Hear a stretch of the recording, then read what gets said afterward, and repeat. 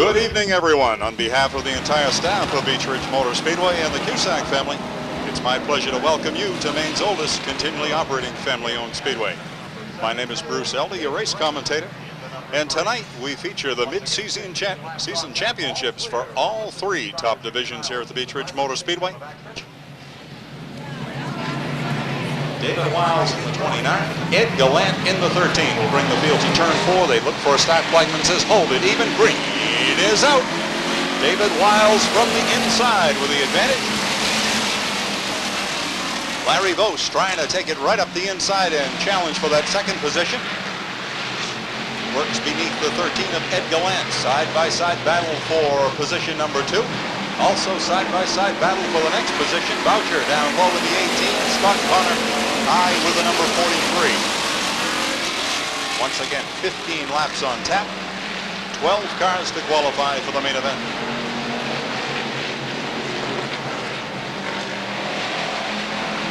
Continues to be David Wiles in the 29. Larry Vose now in that runner-up position. Ed Gallant back to position number 3. Then a side-by-side battle again. Boucher in the 18. Scott Connor in the 43.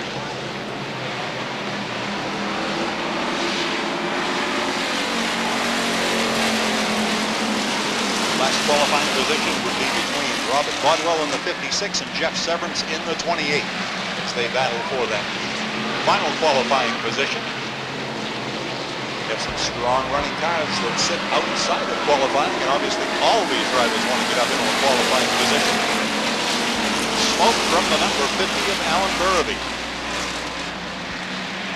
as he sits in position number 4, having gotten beneath the 13 of Ed Gallant. Kurt Bean would be your final qualifier at this moment, the number 42.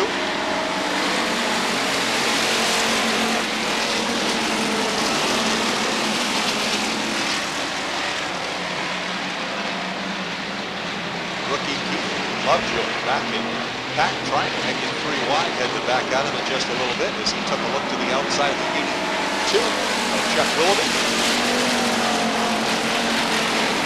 Lovejoy, one of the strong running rookies. 92, the year of rookies here at the Speedway. Right now a challenge up front. Larry Vose has decided to take it to the high side and tries to overtake race leader David Wiles. Out of turn 4, Vose puts a fender ahead. Strong move to the outside. Larry Vose trying to take it over, and he does on the backstretch. Lead changes hands. Coming to the halfway mark indicates start at Junior Niles. It will be 8 down and 7 to go. New leader Larry Vose in the 67. Followed by David Wiles, Jerome Boucher, Alan Burraby in a side-by-side battle for position 5. Whitey Meserve and Ed Gallant go at it wheel to wheel. Last qualifier would be Kurt Bean in the 42.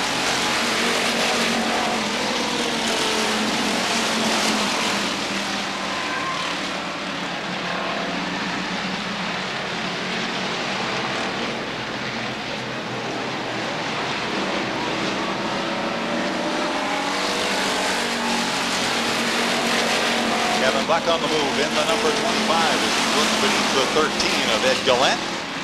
Trying to work his way up into the top half dozen. Takes over position number 6 as they race the backstretch into turn number 3. Bringing with him Scott Connor, who has finally got it down to the inside rail, having been hung on the outside. He works beneath Ed Gallant now.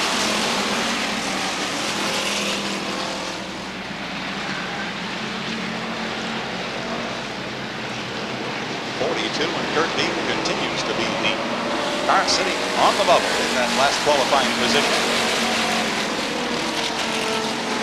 He has a lot of strong running cars at his back bumper. Jeff Severance in the 28, along with Keith Lovejoy in the 03, David Raymond, Chuck Willoughby, Gary Adams, Wayne Poland, all strong runners in this limited sportsman division sitting outside of a qualifying position. Kurt Bean getting it a little wide, does a nice job of getting back down low. Flagman indicates we are coming to the white flag lap. 1 lap to go.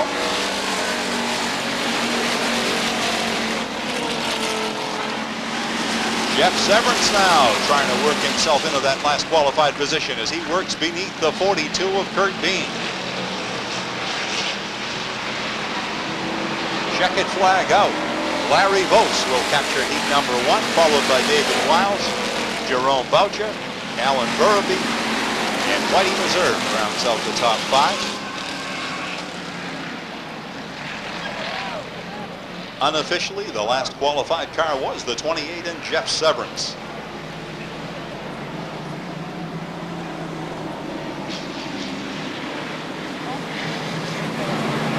Winner of heat number 1 in the limited sportsman division down at the start-finish line area in the Rufus Dairy, number 67, Larry Vose.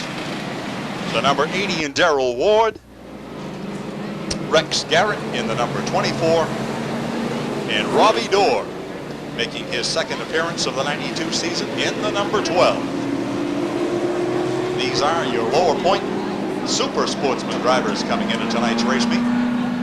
10 laps on tap. Flagman Eddie Walsh gives the drivers the all clear as they glance to the flag stand.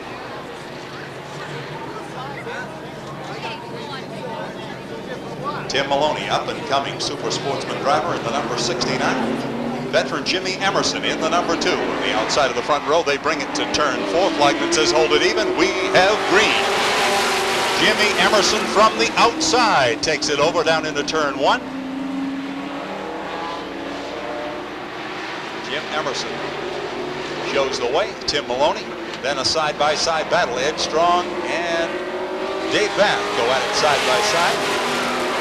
Chris Rule rounds out the top 5.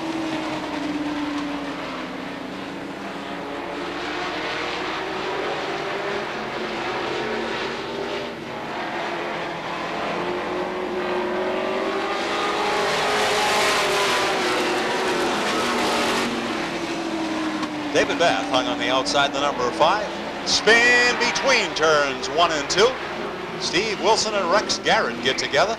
Both cars stay underway. We stay green.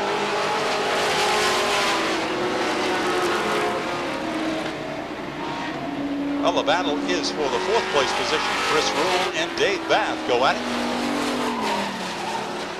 Steve Wilson gets the car turned about again. That will require the caution flag as Wilson gets it sideways down in turn 1.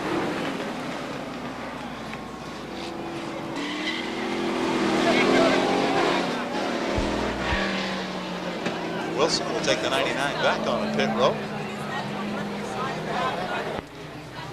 So a special night for our junior fan winners. Well, right now, Flagman Eddie Walsh says we're ready to try it again. This time, Jimmy Emerson down on the inside, Tim Maloney to the outside. At turn 4, green is out. And once again, Jimmy Emerson jumps into a quick lead. This time, up the inside, Ed Strong in the number 10. As they get the jump on Tim Maloney. Maloney hung on the outside. Chris Rule now up to take over position number 3. Darrell Ward trying to close that inside lane, gets it right down over the speed bumps, trying to take over position number 4, and he does. Spin between turns 3 and 4. Dave Bath gets turned about right at the halfway point. 5 down, 5 to go. Dave Bath unable to refire the number 5 in time, and the caution flag flies once again. As he just gets the car refired as the flagman puts out that caution flag. Future race by the Beech Ridge Super Sportsman. So just a terrific day in store here for the graduates of the DARE program. It was a program designed to keep youngsters off drugs. Right now, Flagman Eddie Walsh says, let's get this underway again. Green is out. Jim Emerson gets it sideways out of turn 4, but holds on to it. Brings with him Chris Rule right up the inside. Battle is for 3rd. Darrell Ward on the inside. Ed Strong to the outside. The advantage to the inside, and Darrell Ward to position number 3.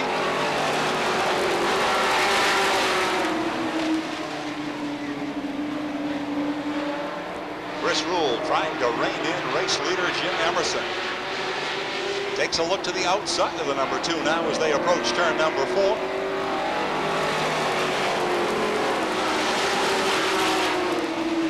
Flagman indicates there are just 2 laps to go. Chris Rule, time running out for the number 14 if he's going to try to take over Jim Emerson in the number 2. Out of turn 4, Rule gets it a little sideways, 2 to go. Couple of hard charging super sportsman drivers. Emerson in the number 2, Chris Rule in the 14. Rule once again going to try it to the outside. White flag is out. Continues to be Emerson with the advantage on the inside. Chris Rule not going to give it up to the outside as he takes a look once again. Has a half a lap if he's going to do it. Out of turn 4, checkered flag down. Jim Emerson, Chris Rule, Darrell Ward, Ed Strong, and Tim Maloney in top 5. Little sample of what is to come in the main event. Remember, 50 laps on tap and the mid-season championship at stake tonight. And you're going to see some more hard charging action as these drivers battle for the mid-season championship.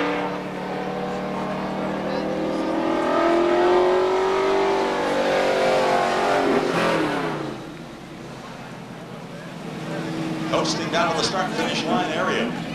The winner of heat number 1 in the Super Sportsman division. In row 4, the number 7, rookie Craig Strout. And to his outside, also a rookie in the number 48, Tom Bragg. 10 laps on tap, heat number 1 for the late model Sportsman.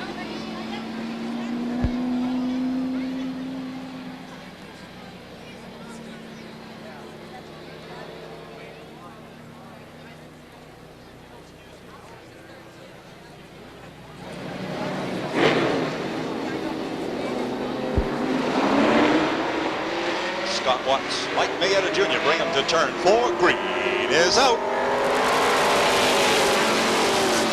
Scott Watts with the advantage down on the inside. Joe Bowser right up to challenge for that runner-up position. Bowser and Mayetta go at it wheel to wheel. Gary Johnson in position number 4 now has a challenger on the inside, the number 41, Gary Bowser.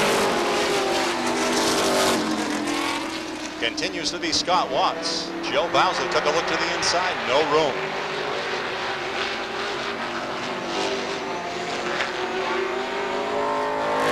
Watts goes a little wide. That opens up the inside momentarily, but he closes the door, but Bowser's gonna keep looking. Joe Bowser trying to find room beneath the F80.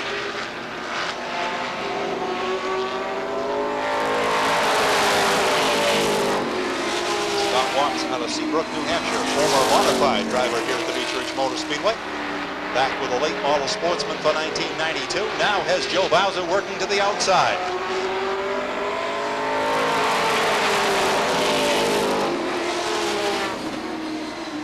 Like many Walsh indicates, it will be halfway point next time by. Continues to be Scott Watts with the advantage down low. Joe Bowser working to the outside, trying to draw it even. Continues to be Watts by a fender. Joe Bowser on the move, draws it even on the backstretch. They go wheel to turn 3.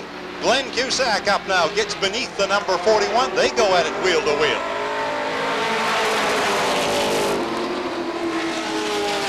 The F80 gets a little sideways. That gave a slight advantage to Bowser in the 32. Bowser puts a fender ahead down to turn 3. Joe Bowser from the outside with the advantage. Puts the car ahead across the stripe. Takes over the point. Now on the move, Gary Palspa in the number 41. Palspa up to challenge for that second place position. Flagman indicates 2 to go. Palspa gets it right out over the stripe and sideways down into turn number 1. Does a nice job of hanging on to the number 41. Continues to challenge to the outside of Scott Watts. White flag is down. 3 wide through turn 3. Gary Johnson on the move. Gets it up to position number 4. Joe Bowser by himself at the front. We'll see the checkered flag come down. Followed by Scott Watts, Gary Johnson, Mike Mayetta Jr., and Glenn Cusack. Some of the toughest late model sportsman competition anywhere in the Northeast. Winner of heat number 1 in the late model sportsman division in the Futura Storm makes State Academy, number 32, Joe Bowser. Ian Shepard. The 93, Dave Langlis. The number 30, Ken McLeod. Jeff Morgan in the number 70, Tim Genren in the 12. Billy Thompson in the number 6, Hans Meyer in the number 2. Defending champion Larry Gelinas in the 37, Dave Fecto in number 78. The 24 is driven by Danny Bubar. The 61, Gordon Nelson. Pee Wee Knight in the 111. Dennis Hall in the number 94. Flagman Eddie Walsh gives the drivers the all clear. 15 laps on tap. 12 cars to qualify. Dennis Quinn, Donnie Whitten bring them to turn 4. Green is out. Dennis Quinn with a big jump from the pole position leaves the rest in a battle of twos. Donnie Morse and Donnie Whitten go at it side by side. Steve Berry.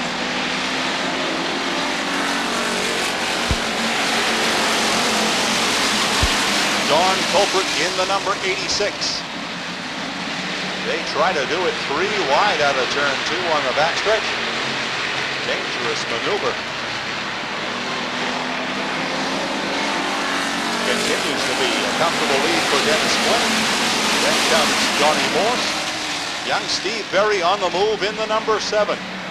One of the outstanding rookies this year, already has captured a feature event. Trying to draw it even for that runner-up position.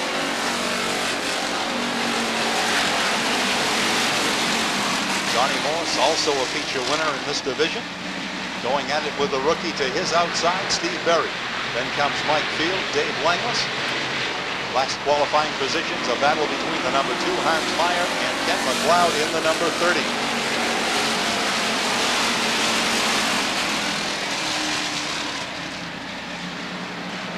Steve Berry with the advantage for the runner-up position as he works out and around Donnie Morse in the number 75. Then comes Mike Field, and that's side-by-side battle for position number 5. Don Colford in the 86, Mike Field in the 88.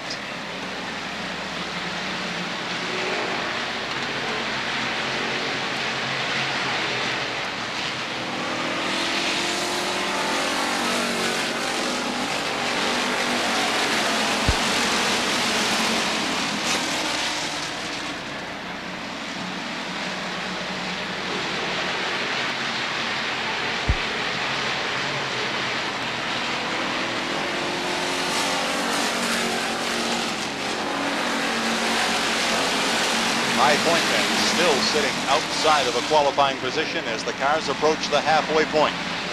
Remember, only 12 cars to qualify for the main event. The rest will have to come back and do it via the consolation.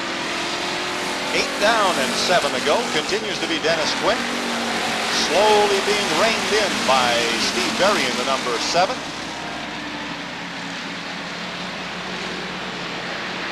Last qualifier at the moment would be Danny Bubar in the number 24 as he sits in the 12th and final qualifying position.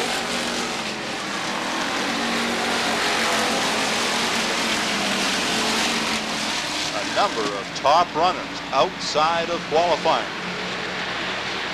Pee Wee Knight in the 111. 3-time winner Dennis Hall in the 94.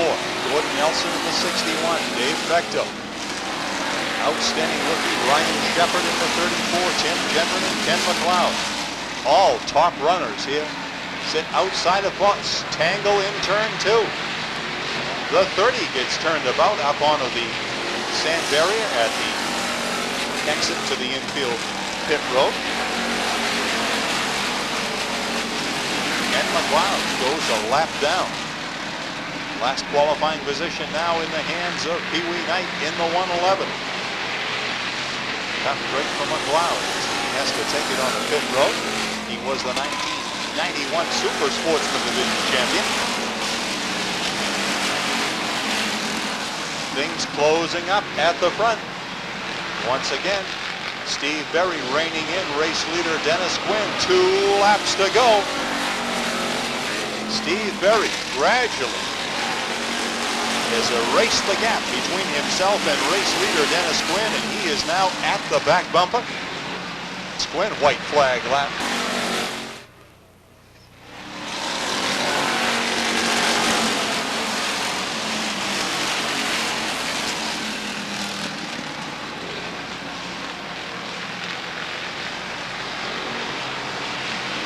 Checkered flag in the air. Dennis Quinn will grab the second qualifier, followed by Steve Berry, Donnie Morse, Mike Field, and Dave Langlis, your top five. Unofficially, the last qualifier, Pee Wee night in the 111.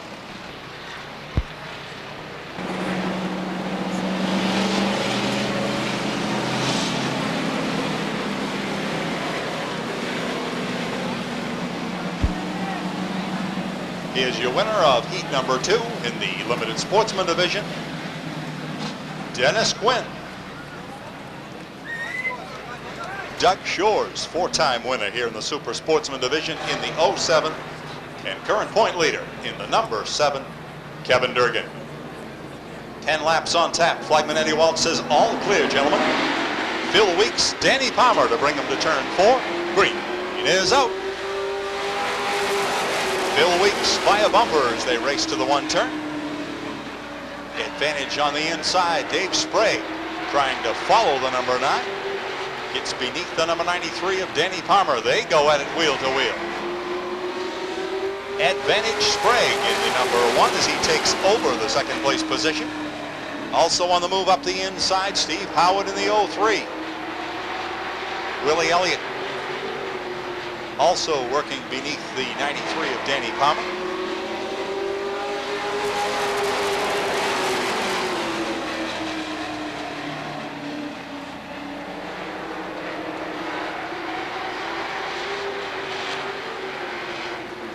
Phil Weeks, a feature winner here in the Super Sportsman division.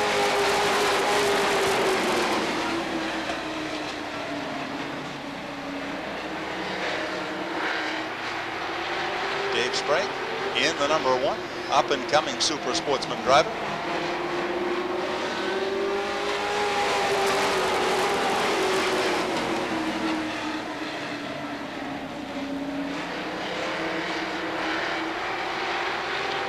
Only 2 drivers have been able to capture more than 1 feature win. They are Doug Shores with 4 feature wins.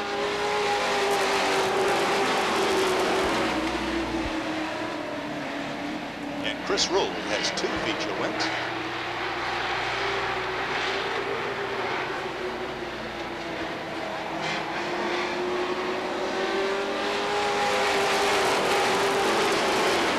Kevin Durgan on the move in the number 7.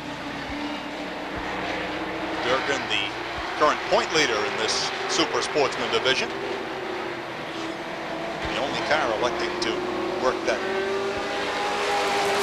outside groove.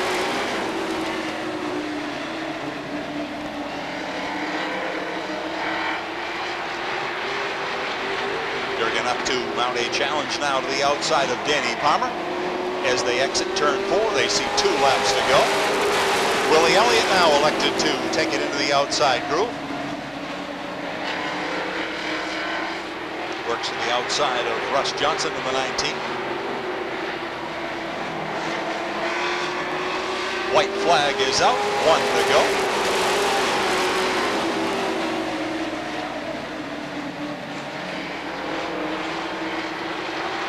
Dave Sprague, all kinds of pressure out of the back of the number 9. Checkered flag is down. Phil Weeks, Dave Sprague, Steve Howard, Russ Johnson, and Willie Elliott, your top 5.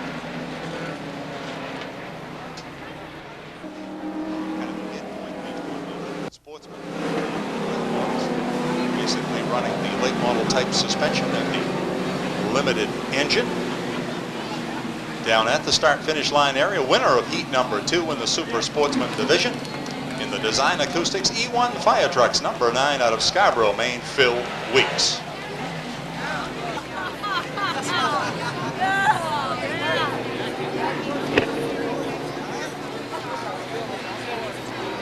Flagman indicates all clear. Points to turn 4. Asks the drivers to hold it even. At turn 4, green is out. Barry Babb to a quick lead as he gets the jump on number 35. At his back bumper, older brother Bobby Babb in the number 4. Then Paul Johnson to the outside of the number 4. Bobby Libby in the 34 to position number 4.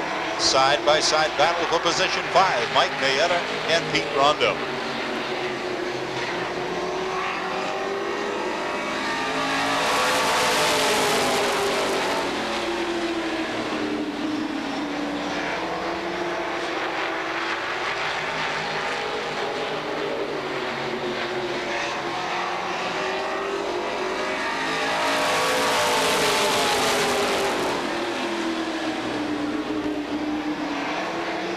That brothers, Barry and Bobby, go 1 and 2. Then comes Bobby Libby, Mike Mayetta, and Mike Johnson. Barry Babb turning the track, 15.49. Excellent time on the 0 as he shows the way for the High Point heat. 5 down, 5 to go.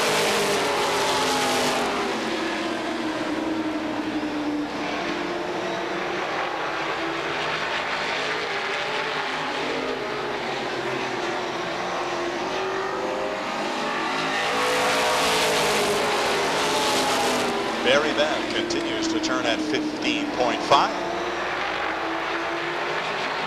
As brother Bobby Babbitt hits back bumper. Bobby Libby in the number 34 now takes a look to the outside of the number 4. At the same time, Mike Johnson is going to take a look to the outside of the number 13.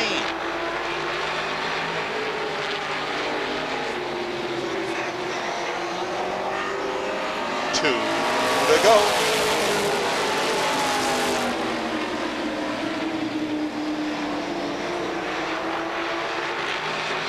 Barry Babb, the feature winner earlier this year, sees the white flag come down.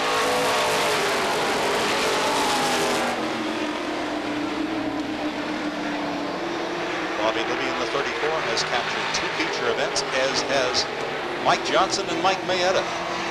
Exiting turn 4 now. They get a little sideways. Checkered flag down. Barry Babb, Bobby Babb, Bob Libby, Mike Johnson, and Mike Mayetta Sr.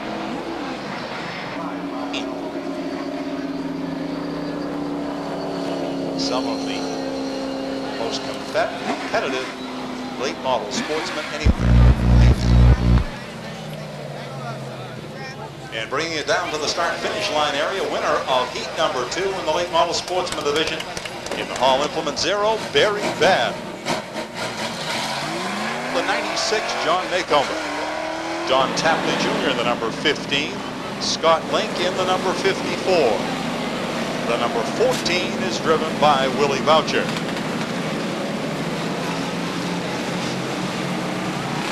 Well, they tell us that 50-50 is now up to the vicinity of $1,300.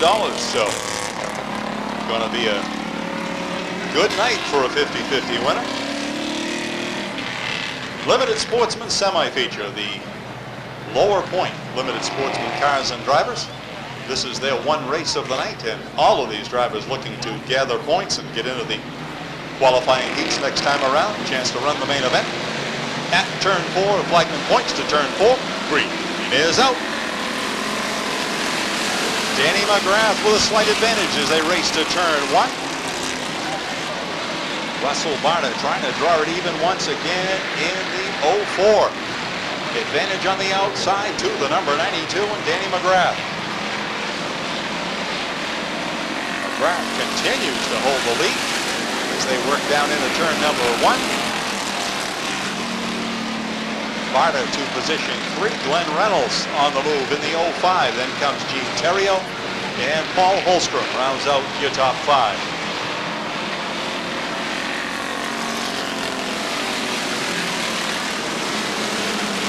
Glenn Reynolds on the move in the 05. Crew that has had to rebuild a car while we have a spin between turns 1 and 2. Don Miner in the number 53. He gets it back underway and we stay on the green. Man on the move, Glenn Reynolds in the 05. Reynolds and crew has had to completely rebuild the 05. If you were here a couple of weeks ago, they sustained a severe crash on the backstretch. It looks like they did their homework in putting that car back together. Oh, they tangle right here on the front stretch. Glenn Reynolds trying to get beneath the 92 of Danny McGrath, and they hook up and takes 1 and 2 place cars right out of it. That will require the caution flag.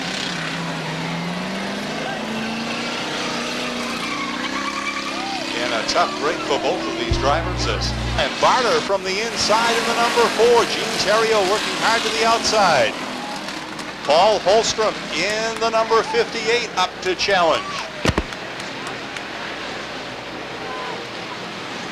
Russell Barta shows the way in the 04. Side-by-side battle for the next position.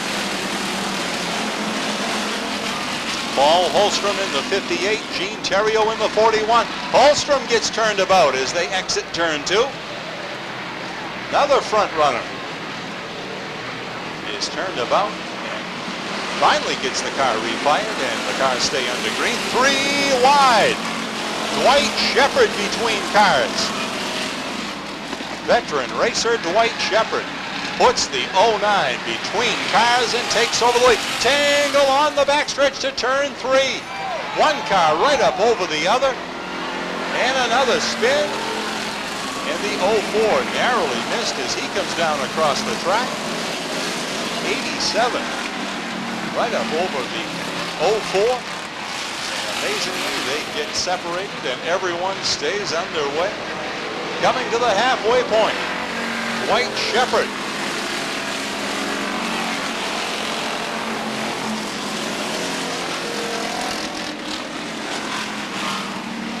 Dwight Shepard, veteran here at the Beech Motor Speedway, with a daring move between cars as the point all to himself. Then comes Gene Terrio in the 41, Jim Shaw in the number 16, Don Tapley Jr. in position number 4, and Charlie Roussel in the number 10. Roussel goes way wide. Here comes Roger Williams. Puts the 95 up into the top 5.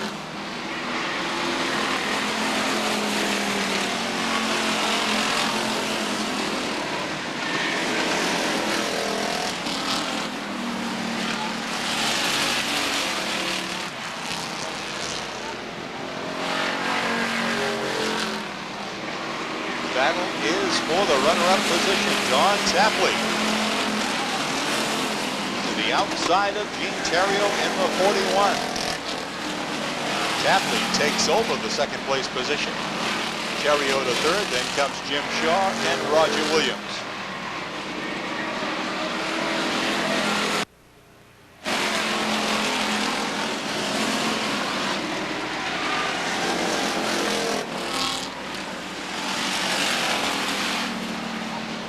Two laps to go now for race leader Dwight Shepard in the 09. Don Tapley, Gene Terrio. Roger Williams between cars now is getting up to challenge for that third place position. Charlie Roussel gets the number 10 turned about between turns 1 and 2. Gets it right back underway. Cars stay under green. They are in the white flag lap.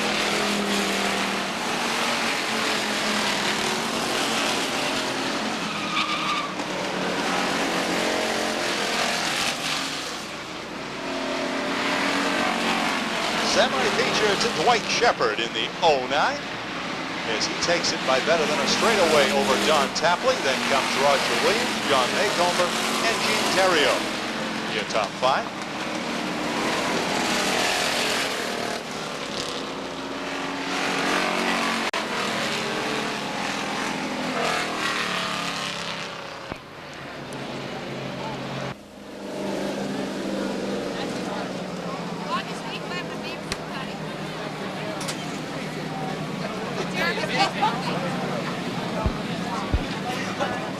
Now down at the start-finish line area, the winner of tonight's Limited Sportsman semi-feature in the 09, the Shepard Masonry Chevrolet, and veteran Dwight Shepard. Well, it has been a long time, Dwight. This man used to be no stranger to victory lane, but it has been a long time now. A man who has driven all the classes here at the Beech Motor Speedway, just type of competitor doesn't want to give it up. He was going to start out just driving this car for a little while this year, but I know that he has settled in for the year.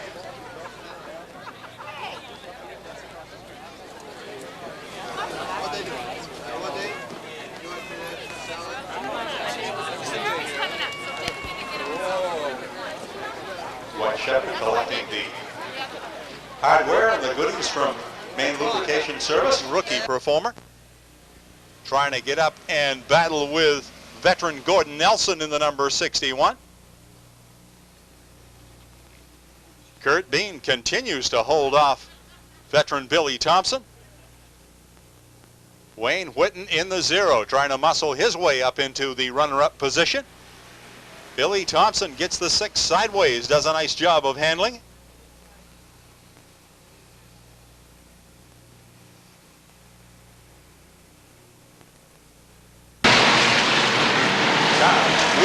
Wheel through turns 3 and 4.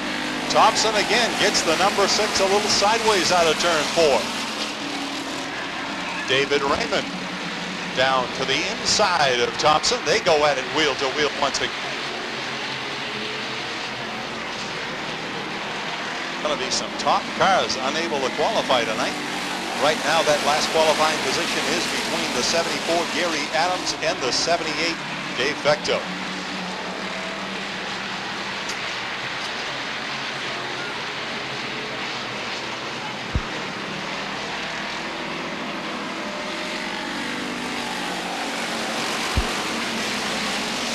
Man on the bubble now, Dennis Hall in the night. Hall slows down, looks to be headed to pit road. What a tough break for Dennis Hall. Dennis Hall, who just this past week took over the point lead, is on pit road. And what a tough break for a young man who is a 3-time feature winner in this division.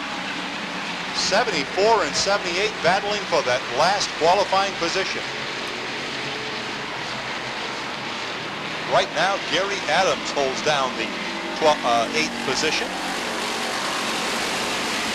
And obviously that can change around a lot because they are just approaching.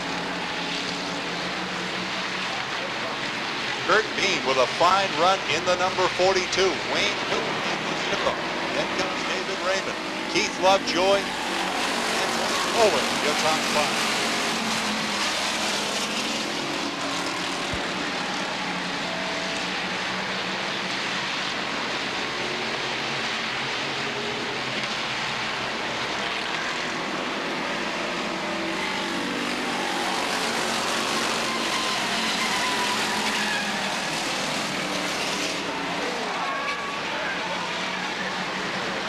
Number 6 goes Dave Vecto in the 78. That will put the field on caution as those cars are unable to get underway in time. 4 side of the tower, the press booth, and you will be in the drawing for the Texaco Haviland go-kart. Right now, Flagman Eddie Walk says we're ready to get back to green flag racing as he gives the drivers the all clear. Kurt Bean once again trying to take it over from the pole, and he does. Kurt Bean, Wayne Whitten, David Raymond in the number 3 position. Keith Lovejoy in the 0-3, and Wayne Poland, your top 5.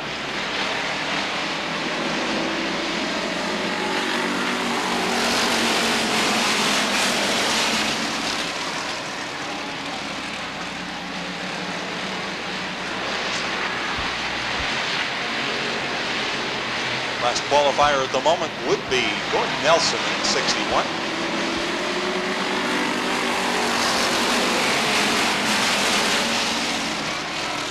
Three wide racing between turns 1 and 2. Ken McLeod threads the needle, works himself up into a solid qualifying position. Man on the move on the outside, Keith Lovejoy in the 0-3. Another outstanding rookie. Also on the move, Dennis Hall in the 94.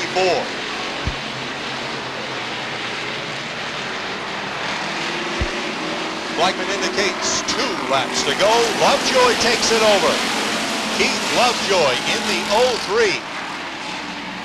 Working to the outside of Kurt Bean, takes it over. Kurt Bean not wanting to give it up on the inside. They are coming to the white flag. Lovejoy from the outside with a slight advantage. Kurt Bean right back hard on the inside. Tries to take it over, can't do it. Lovejoy at the point. Bean is 2nd, Wayne Whitten 3rd, Poland is 4th, and Tim Gendron going at it with Ken McLeod. Checkered flag down.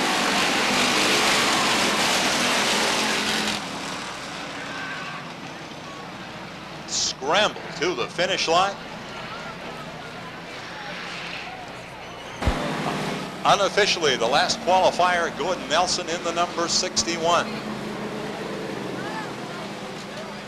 And if you're ever going fast through town, I want you to remember this guy and slow down a little bit, because he is the chief of the Kittery Police Department, and he's here every Saturday night competing with us. Would you welcome forward from Kittery, Maine, Chief Ed Strong.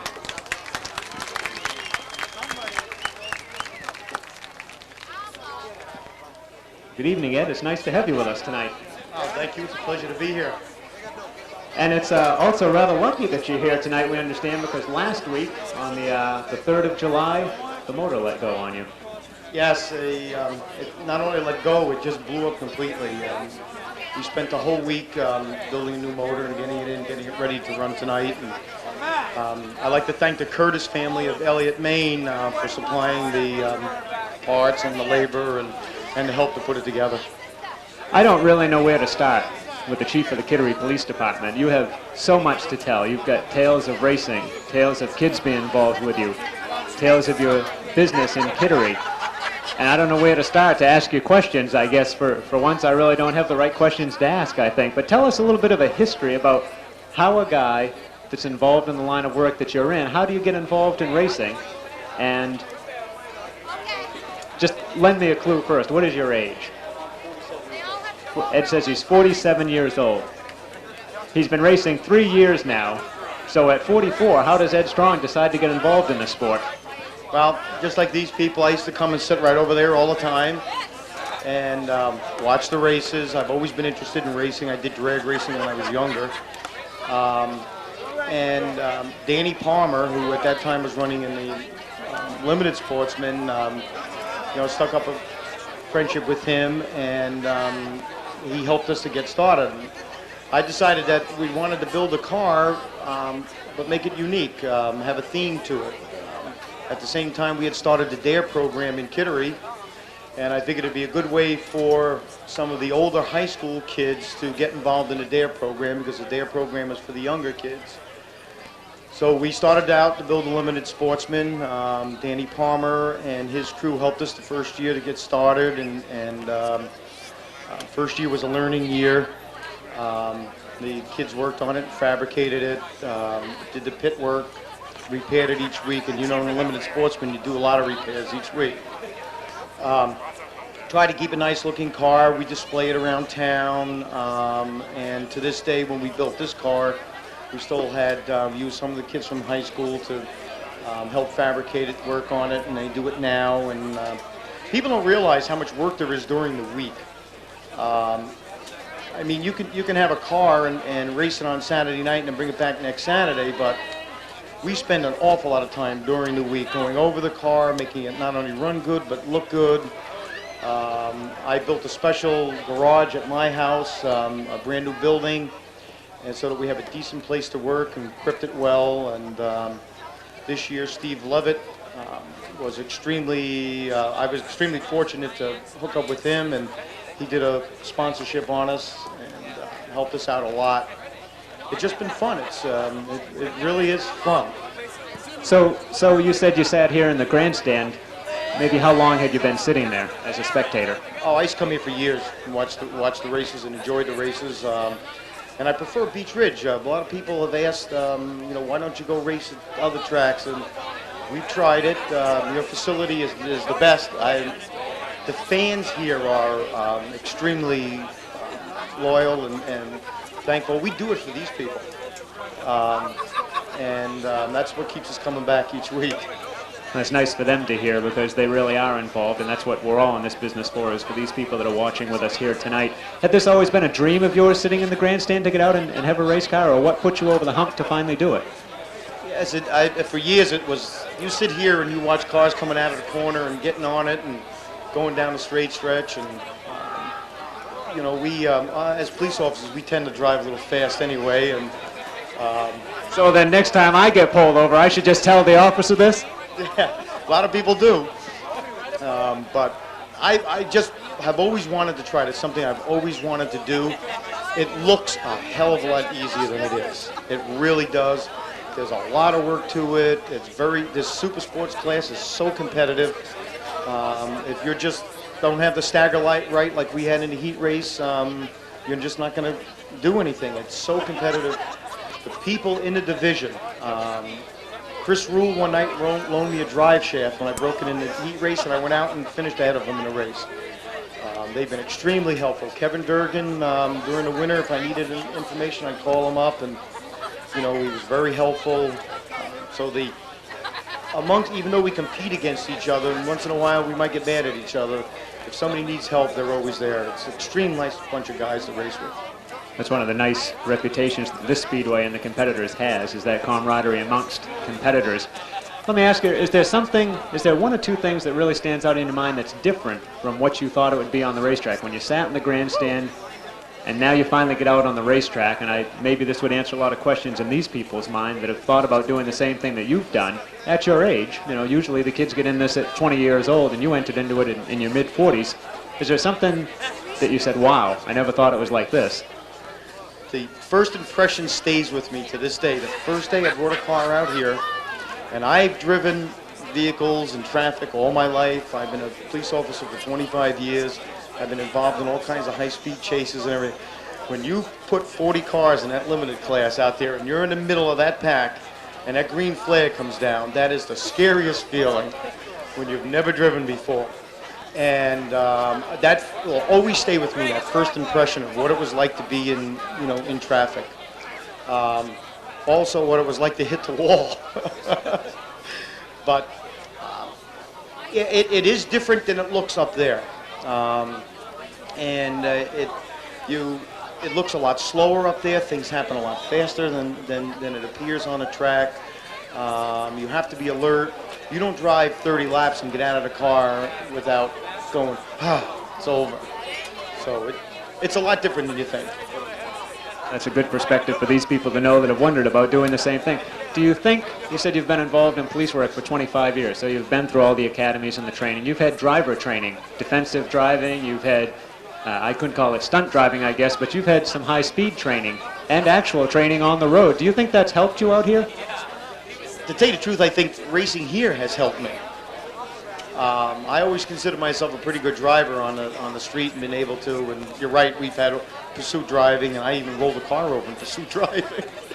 But driving here, you become so alert to your surroundings that it makes a better driver out of you everywhere. It really does. Does it enhance your reflexes? Definitely. Definitely. And when you get 47 years old, your reflexes slow down. You need all the enhancing you can get, right? Tell us a little bit about this DARE program, and we'll take a minute because this is really pertinent to a lot of the families and the children that are here tonight. And it's affecting a lot of the families that we have with us, especially this coming Tuesday, and we'll get to that in a moment. But first, give us a little bit of a history about the DARE program and what this is all about. Well, basically the DARE program is a program where a police officer from an individual department or two will go into a school, and for 17 weeks, it's an actual scheduled class for the students. A police officer goes in and has them just like they would English or math. And basically what we found is that 5th and 6th graders are the most impressionable youngsters. And they get in, they see a police officer in uniform teaching them, making them aware of the problems in our society with drugs and alcohol. And it's been very successful. And they do this for 17 weeks. Then they have a graduation. We have a graduation ceremony for them. And it's made a better relationship between police officers and the younger children. We have seen the ones that have been through the program 4 years ago today still have the same respect that they had when they went through the program. They're more open to us. They're easy to deal with. They also understand us a lot better. Same way with the kids that we worked with on the race car. They got to see myself and other police officers along with their parents. What we found is that the parents of the kids that we were using to work on the race car became as active as the children did. To this day, they still come to the pits. Carl and Mary, especially, for 3 years, have never missed a race. They're here with us constantly. So the kids see us out of a different light. They become more easy to deal with. My police officers see them in a different light. They're more to understand the younger youth and maybe overlook something the first time and with a strong warning versus, getting right on them. So. What types of things do the DARE program stress? Is it stress alternatives? What happens? Well, basically, it stresses stay away. We do a lot of work on peer pressure, and I think peer pressure is a big problem in our society. You do not have to do what the other person does. Be an individual. Say no. We educate them to exactly what it does to their body, to their mental being and everything, and I believe they get a lot out of it. A lot of understanding. Something that sticks in their mind for the rest of their life, hopefully. So, a final note on racing in general. What about the number 10-4 car? What about Ed Strong? What are his aspirations as a race car driver? To be competitive. And when we decided to move up to the Super Sport division this year, discuss it with Gail and the rest of the team members, and Brian Curtis, who runs pace setters in Portsmouth, and we said, let's build a car that's competitive, and that's really all we want. The A&W service, number 24, Danny Bubar from Standish. In the mainly heating, Bob Tootsie Randall's number 61, driver Gordon Nelson. And from Standish, in the Northeast General Contractors, number 111, Pee Wee Knight. Once again, ladies and gentlemen, when we get the all clear from the officials, I'll ask you to give me help with those 4 most famous words in auto racing. Assistant starter Junior Niles indicates the drivers are ready. Drivers, good luck to you all. Now, ladies and gentlemen, on the count of 3. 1, 2, 3. Gentlemen, start your engines.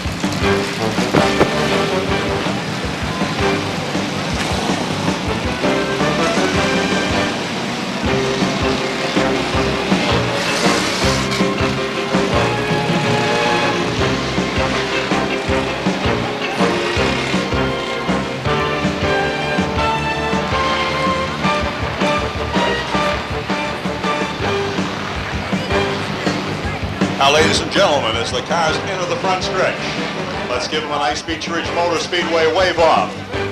Let these drivers know that you send them off with your best wishes for a great race. Main lubrication, mid-season championship for the limited Sportsman division.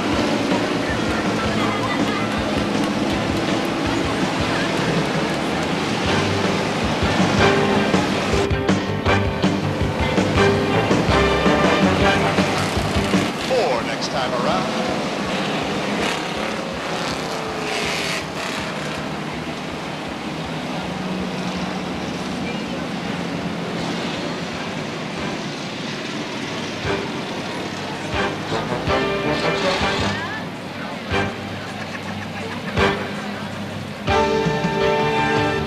All clear from atop the flag stand as the drivers glance one more time over to be sure that things are ready.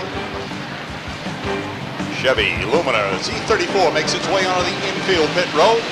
David Wiles, Ed Gallant at turn 4, green is out. David Wiles from the point. Ed Gallant. Then comes Larry Votes.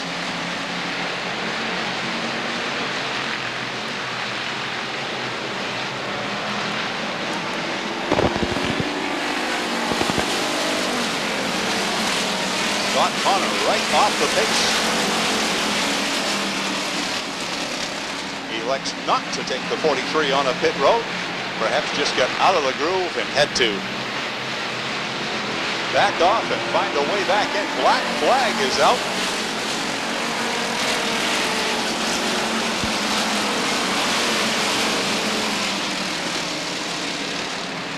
Officials say the black flag is for the number 18. Evidently leaking fluid from the number 18 as the black flag comes out.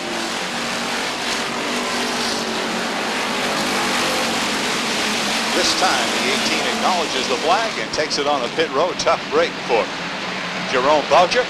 Top two have broken away now. David Wiles in the number 29. Ed Gallant in the number 13. Then a gap back to Larry Bose. Then comes Whitey Meserve, and Alan Burby rounds out the top five. High Point men at the back of the pack have a little bit additional time to make it to the front tonight.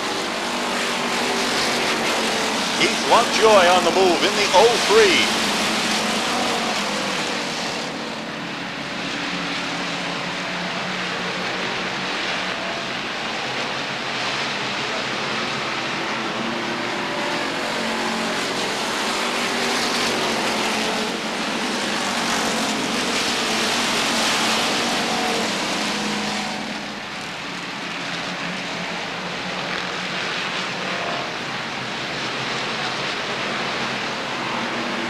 Continues to be David Wiles.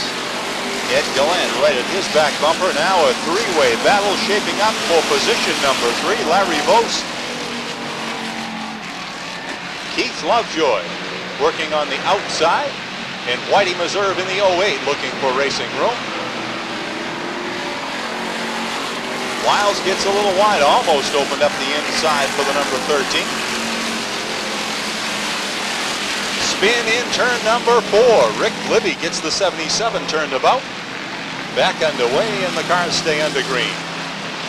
Men on the move continues to be Lovejoy in the 03.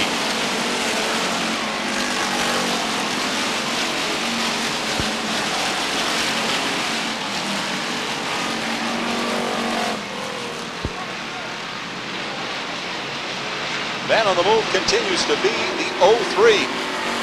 As Keith Lovejoy puts it to the outside of the 13 and Ed Gallant.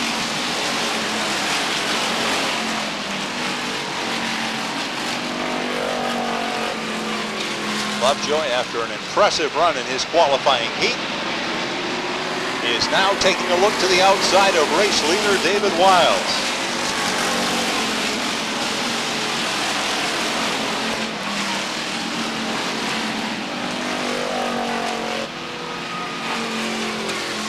David Wiles, after collecting the consolation event, a spin in turn 3. The 65, Kevin O'Rourke, gets turned about, and that takes several cars right out over the top of turn 3 and requires the caution flag. With 11 laps down, the cars go under caution for the first time in tonight's 50-lap main event for the limited Sportsman. And that is a additional service provided by Texaco Express Lube. If you want to check and have an analysis done, sometimes, of course, that's something done by the race companies that can be done for a nominal fee. Well, right now, 11 laps down, and we're ready to get back to green flag racing. Like Andy Cusack says, hold it to turn 4, and the green is out. David Wiles with a slight advantage. Keith Lovejoy working hard to his outside. Puts a fender ahead out of turn 2, takes it over on the backstretch. Keith Lovejoy in the 03 goes way high out of turn 4, takes it right out over the stripe. Similar move we saw him make in tonight's consolation event. Keith Lovejoy, impressive run in the 03. To put distance immediately on the second place competitor. 3 wide racing shaping up down into turn 1. They get the 67 turned about. Also in a spin, the 7 in turn 2. Steve Berry up at the high side of turn 2 gets the car back underway. Larry Bose also refires, but with it they lose about 3/4 of a lap to the leader. Last thing these drivers want to do is go a lap down here early in this 50-lap event. So fortunately, both drivers did get underway and have a little distance between themselves and the race leader.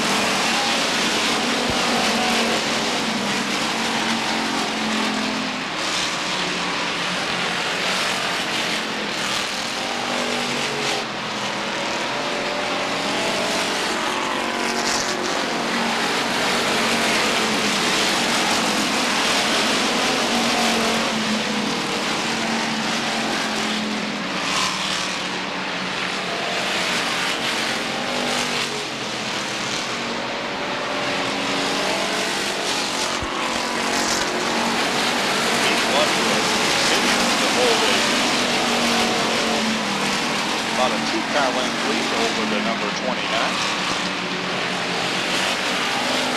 Lovejoy, of course, one of many fine rookies here in this limited sportsman division.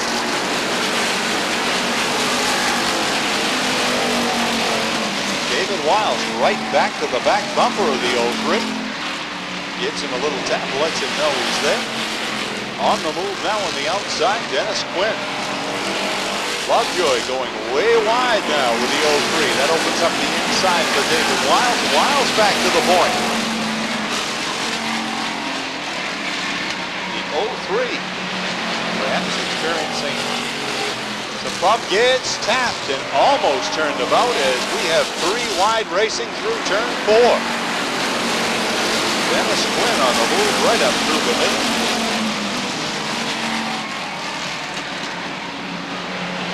Problems on the 03 of Keith Lovejoy. He is obviously going backwards here in the field after a very strong run. Perhaps has a tire going down.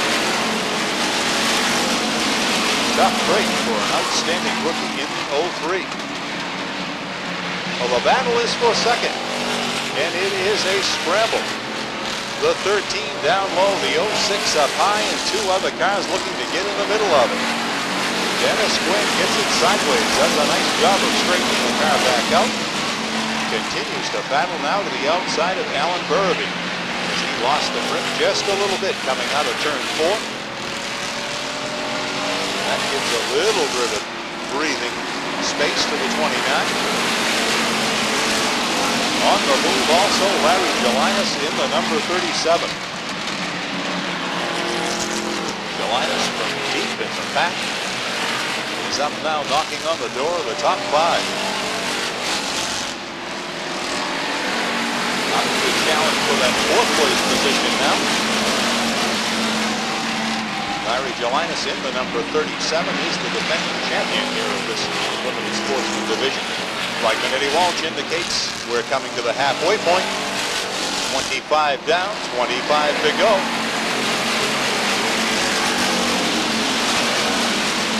Cars on the move now. Larry Gelinas in the 37, Danny Buvar in the 24. They are up now, knocking on the door of the top 3. Gelinas now takes a look to the outside of the 13. Challenging for that runner-up position. Looks like he will take it over and set his sights on race leader David Wiles.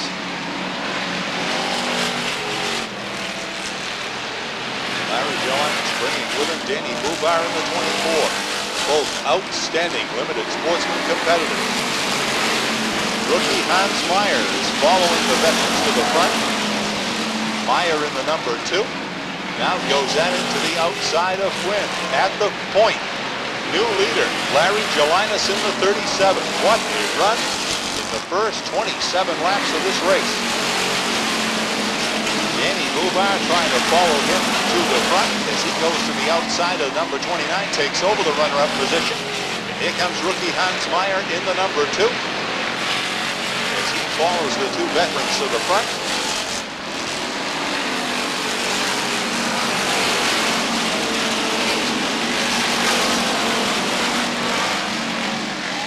Spin in turn 1. The 88, Mike Field. Backs right up into the infield. That will require the caution flag.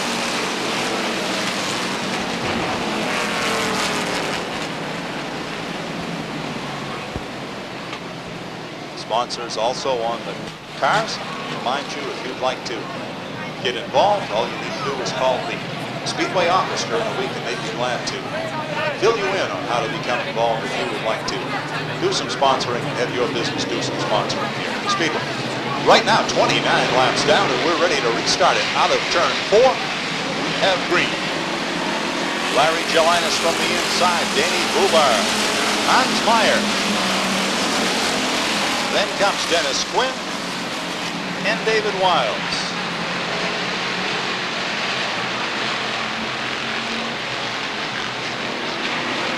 Problems on the 0 of Wayne Whitman's. He is off the pace. Another strong running rookie.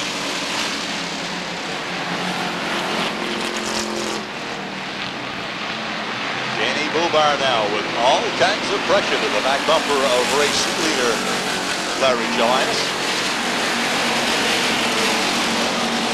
Andy Bubar was the winner here opening day in this limited sportsman division.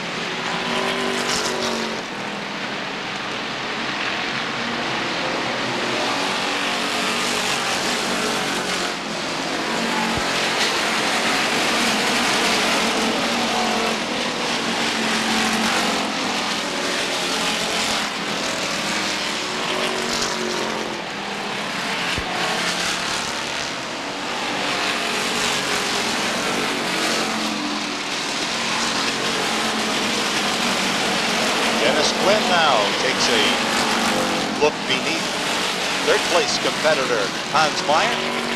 Finds room on the inside as they race from turn 3 to turn 4.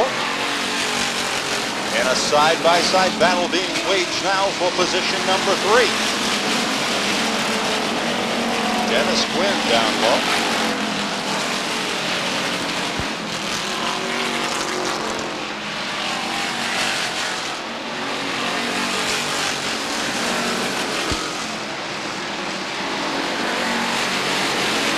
Top 4 have literally pulled away from the rest of the field.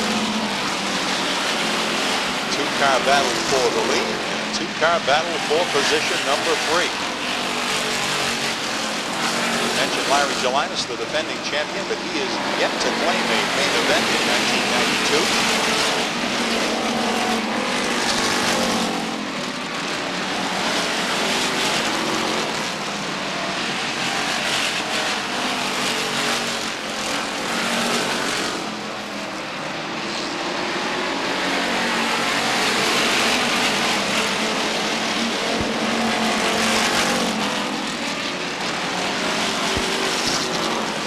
Wide racing on the backstretch, cars up against the backstretch wall. The number 12 of Tim Genren and the 61 of Gordon Nelson momentarily hooked together, and now the 61 gets it spun around at the top of turn 3.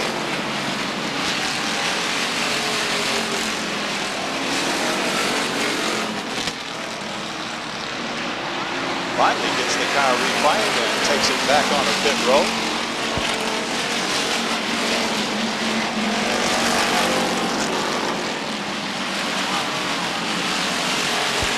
Larry Gelinas now and Danny Bubar in about spin and a crash on the backstretch. Kevin Buck involved in that, along with Kurt Bean, Mike Field, Jeff Severance, and several others. We'll give you a report just as soon as we have it from the safety crew.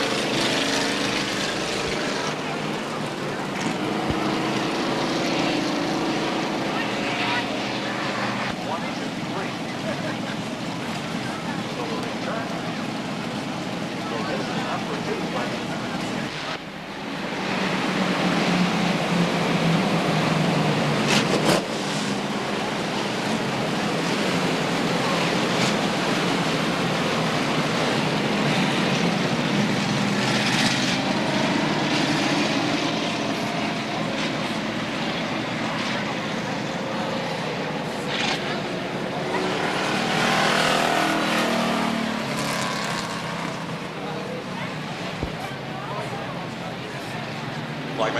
Gives the drivers the all clear as they glance to the flag stand one more time.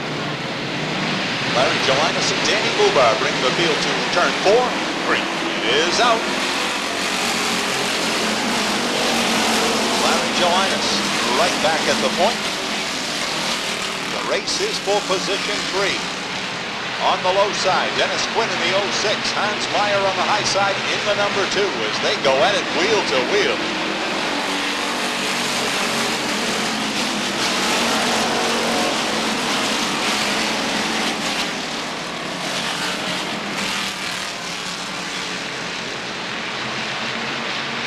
Taking the 67 back on the pit road.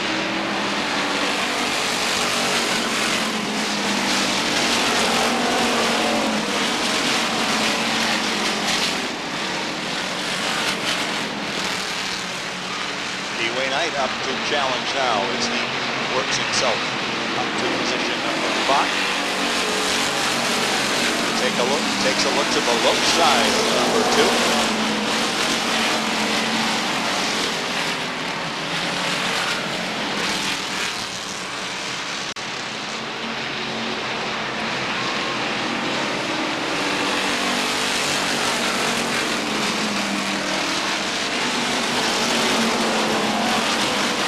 Veterans and a rookie at the front of things.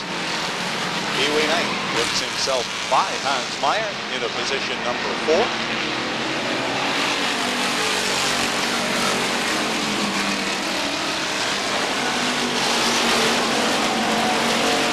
Flagman indicates it will be just 5 to go when they cross the stripe next time around. Larry Jelinas, Danny Bobar, Dennis Quinn, Pee-wee Knight, and Hans Meyer.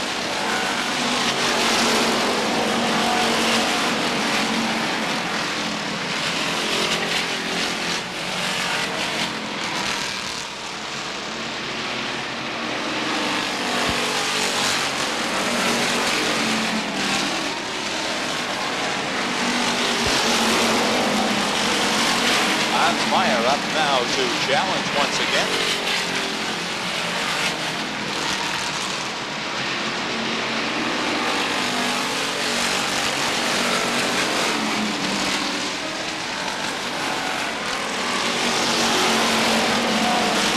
Blackberry Walsh indicates just 2 to go this time by. Larry Jelinas on a 6-car length lead over Danny Bobar. Then comes the 06 Dennis Quinn. Pee-wee Knight, Hans Meyer trying to recover that 4th place position. 3 wide racing through turns 1 and 2. Continue with it 3 wide down the backstretch to turn 3. Cars in the white flag lap.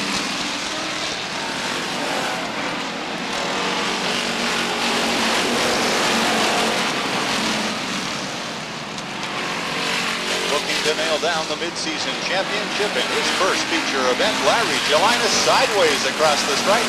Danny Bobar, Dennis Quinn, Pee-wee Knight, and Hans Meyer the top 5.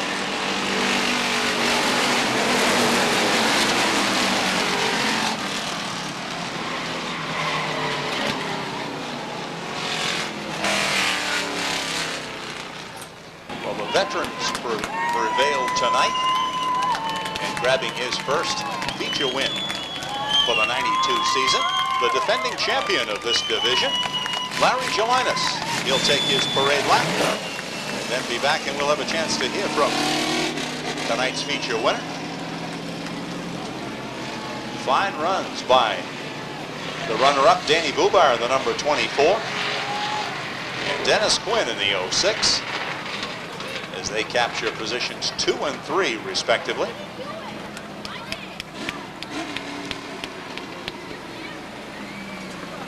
Larry Jelinas back to return the colors to Flagman Eddie Walsh.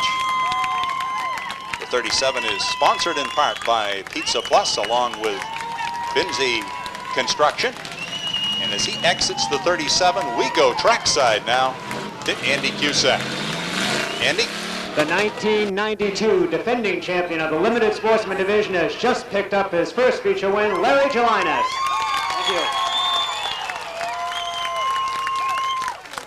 Larry, congratulations. It was kind of smooth sailing for you with 21 laps to go. Did you like being out front all alone, or did you like working up through the field?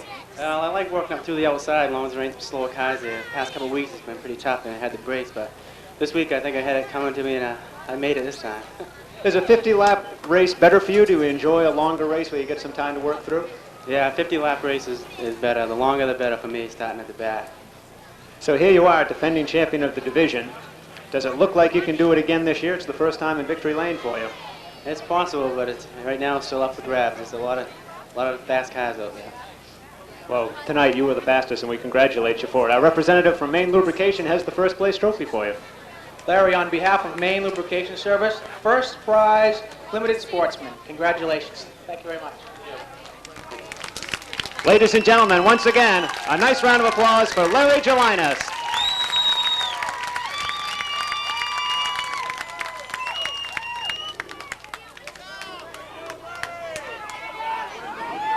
Well, if you purchase 50-50 tickets tonight, Gary Pulsifer to the outside of row 3 from Scarborough, Maine, the Coca-Cola car, number 2, Glenn Cusack.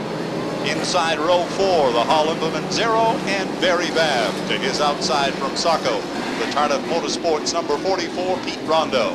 Next on the grid, the number 4, Bobby Babb. The number 56 out of Biddeford made Andy Lude. To his outside, two-time defending champ, Mike Mayetta Sr. The 33, Mike Johnson. The 34, Bobby Libby. The number 7, Strout. The 48, Tom Bragg.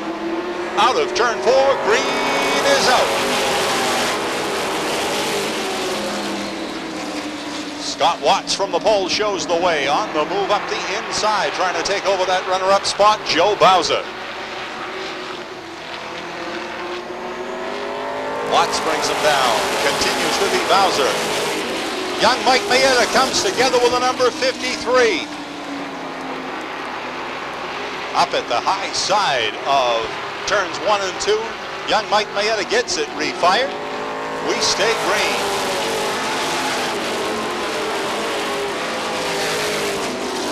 Continues to be Scott Watts showing the way, followed by Joe Bowser, Gary Johnson, Gary Pulsifer, and Barry Babb, your top 5.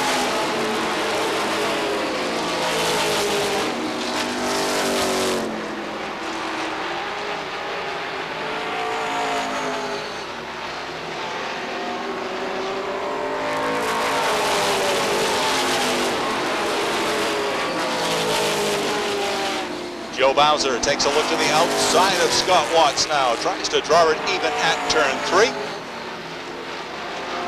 Out of turn 4, continues to be Scott Watts on the inside.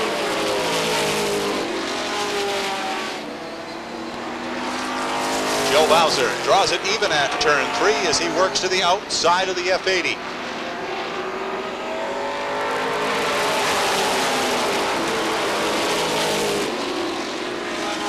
Scott Watts down low, Joe Bowser to the high side. Bowser puts a fender ahead as they race the backstretch to turn 3.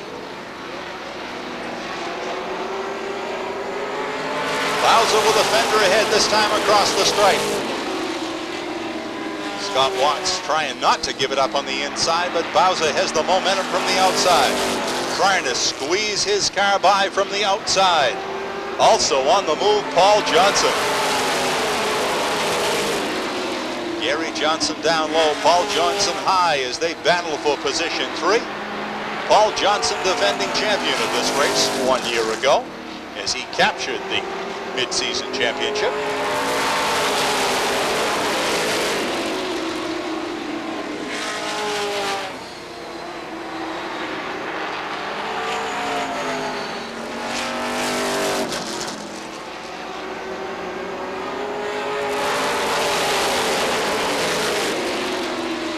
Paul Johnson trying to work his way out and around Scott Watts. Continues to battle with Scott Watts. That gives a little breathing room to race leader Joe Bowser. Cars working in lap 12 of tonight's 50-lapper for the late models. Now Paul Johnson puts the nose ahead, tries to squeeze the entire car by out of turn 4 and takes over the runner-up spot.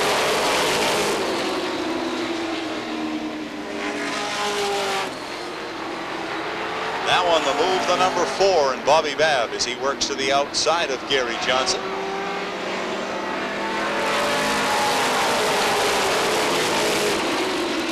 Cars forced to do some 3-wide racing as they come onto the number 7 of Craig Strout. All the drivers managed to handle that 3-wide situation.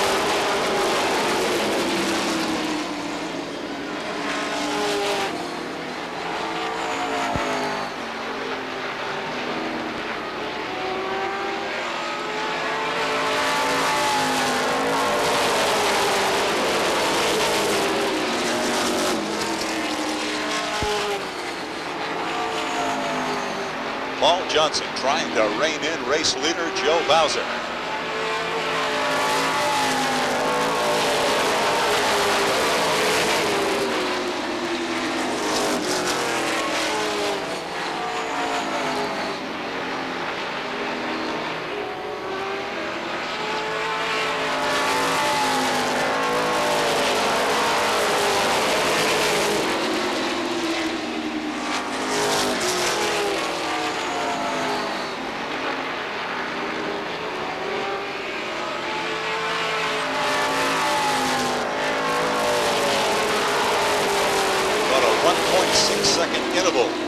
with Joe Bowser over runner-up Paul Johnson.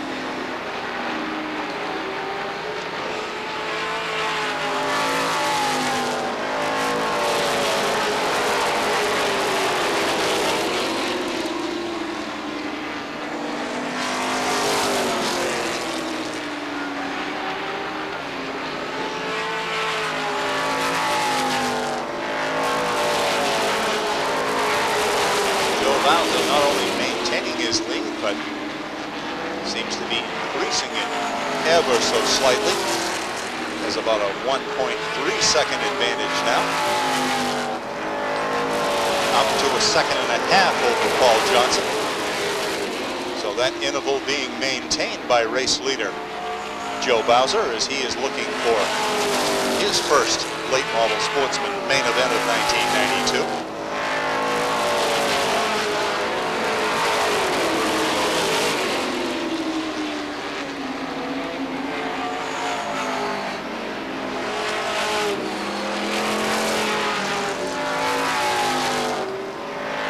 Spin in turn 4.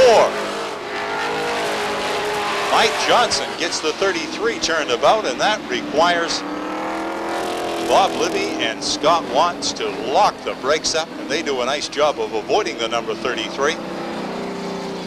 But that requires the caution flag, something that race leader Joe Bowser, I'm sure, did not want to see, but something that those High Point men still back in the pack we're very happy to see.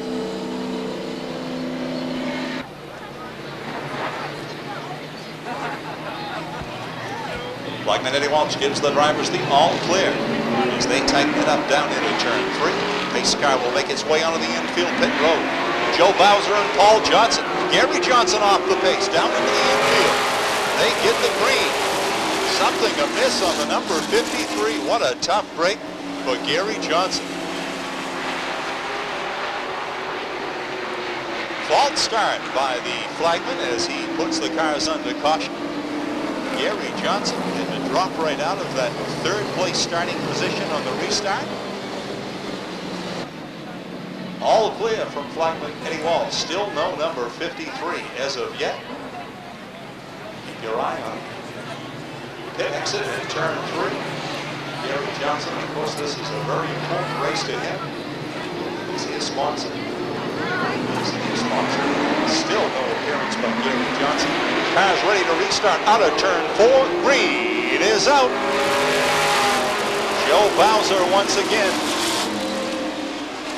Cusack and Gary Pulsipa tangled just briefly. Do a nice job of handling that. Bowser continues to hold the point. Paul Johnson now trying to close it right up on race leader Bowser. Gary Pulsipa up to 3rd. Glenn Cusack is 4th. And Andy Lou rounds out the top 5.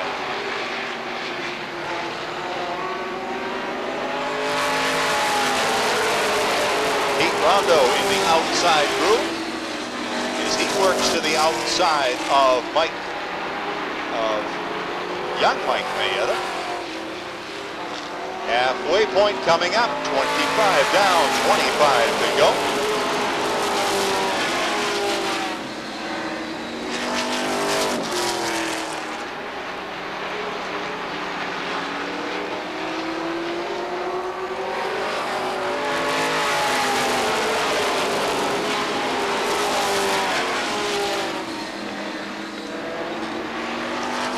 Bobby Back takes the number 4 on pit road. As something is amiss on his racing. Glenn Cusack takes a look beneath the number 41. Tries to draw it even on the backstretch. They go at it wheel to wheel. Glenn Cusack in the number 2. Gary Pulsipa in the 41. Glenn Cusack takes over position number 3. With him up the inside comes Andy Lou.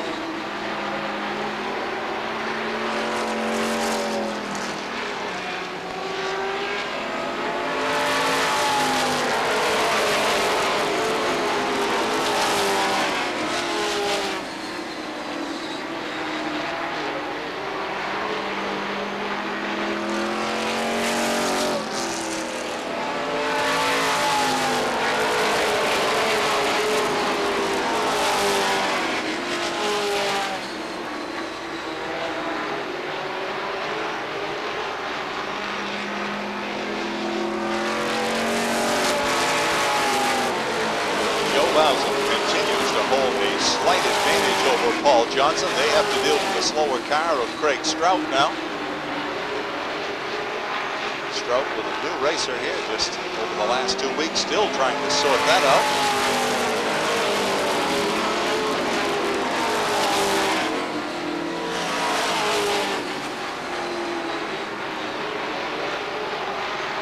Get a watch on Joe Bowser this next time around and see what kind of time the 32 is turning.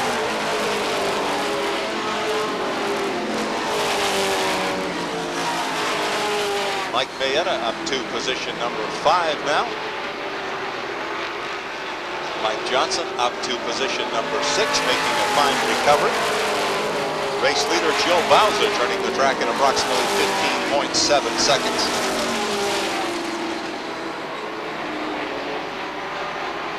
See if we can pick up time on one of these cars trying to catch up. Andy Liu in position number 4, already a feature winner here last week.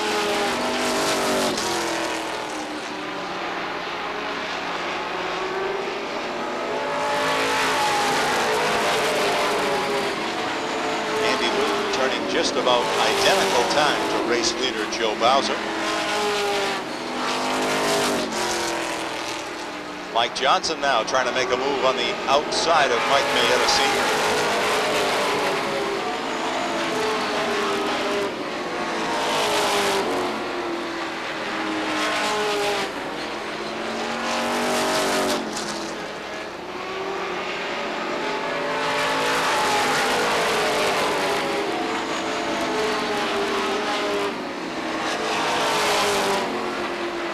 Well, no one we put the watch on is turning any better time than Joe Bowser, and obviously they would have to do that in order to take over the race leader.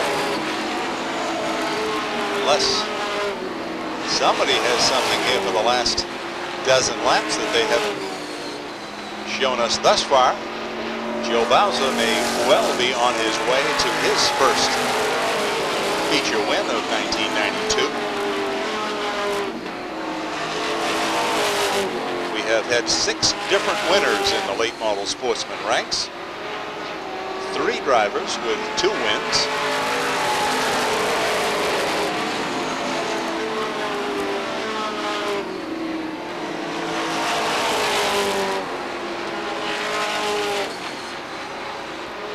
Mike Mayetta taking a bid now to the outside of Andy Liu. Seeing if he can advance a position, but of course by making that move to the outside he gave up the inside rail to Mike Johnson.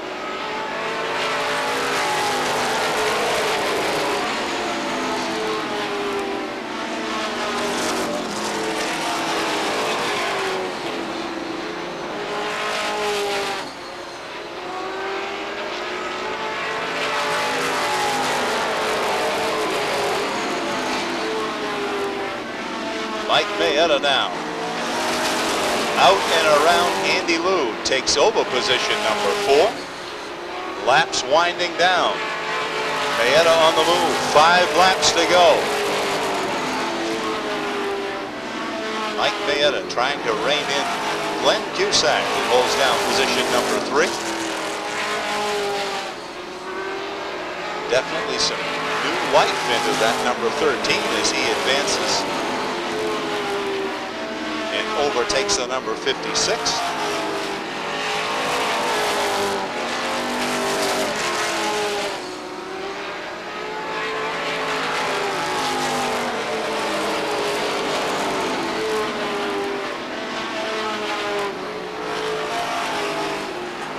Flag Eddie Walsh indicates just 2 to go next time by. Welcome sight, I'm sure, for Joe Bowser. Looking to capture the mid-season championship here in 1992. With it, his first main event for this season. White flag down.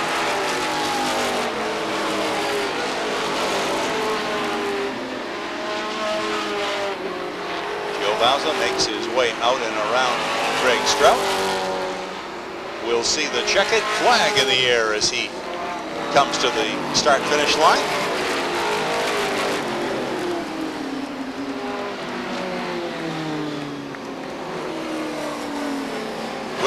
Bowser becomes the 7th different feature winner in the late model Sportsman ranks.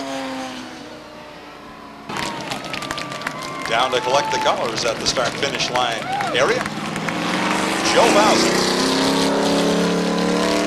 He will make his parade lap and be back in victory lane. Fine run tonight by Paul Johnson in the number 35 as he captures the runner-up position. And also a fine run by Glenn Cusack in the number 2, capturing 3rd place as they pick up the hardware and goodies from our sponsor tonight, Main Lubrication Service.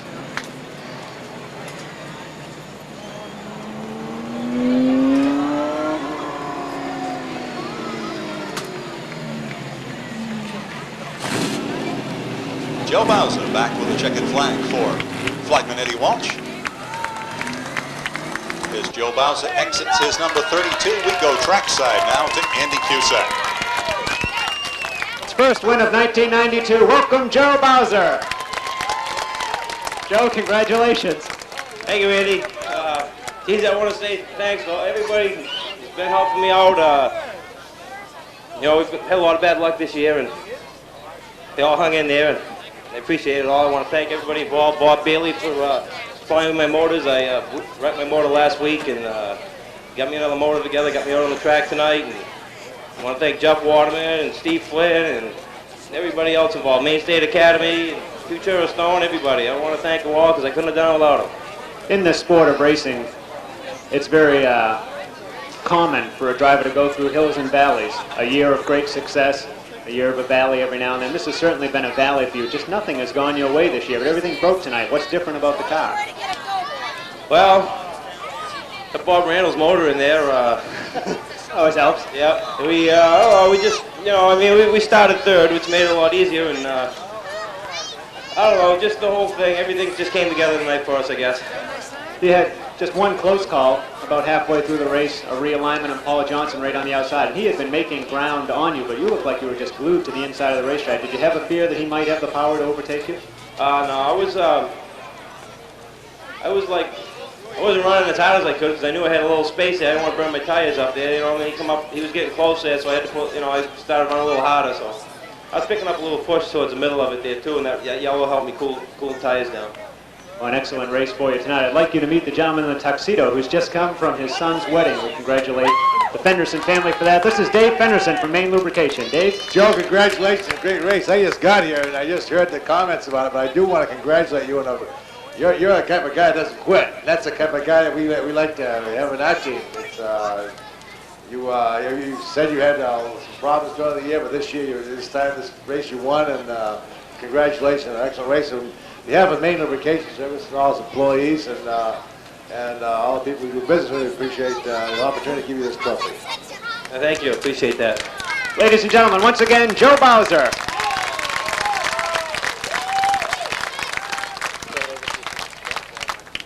Mark Reynolds of Portland. Mark here. Mark is the winner of our go-kart. Well, Mark has won. We have his name and address and the phone number, so we'll be in contact with him to give that away, and we appreciate you guys supplying this for the children and giving them an opportunity to win that. Well, I hope we'll be able to do this every year. I don't know how many years we've been here now, but we look forward to a long-term relationship with Beech Speedway. Thanks, Dave. Great. Motorsport, Springvale, the Cabana Auto Body, Bonanza of Sanford, number 93, Danny Palmer. From Scarborough, the Knoll High Industries, Channel One Video, number 1, David Sprague. From Scarborough, the Bracket Machine 03, Steve Howard. From Scarborough, the Deerfield Log Homes, number 89, Spike Manitoul. From Hollis, the Johnson's Garage, number 19, Russ Johnson. From Kennebunkport, Pistons Auto Body 0, Gary Cluck. From Scarborough, Casco Bay Yacht Exchange, number 27, Bubba Pelton. Duck Shores in the Inch Batteries, number 07. Start out of turn 4. Jimmy Emerson from the outside shows the way. Tim Maloney is second, right back to caution.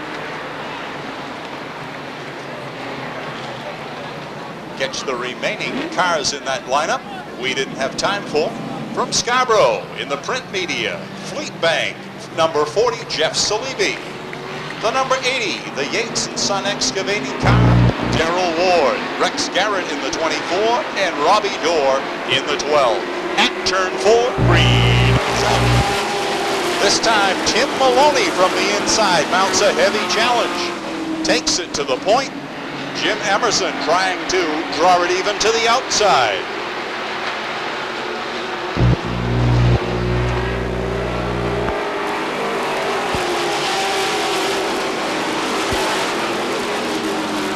Tim Maloney, now Ed Strong gets up to challenge for that runner-up position as he works beneath the number 2 and Jim Emerson.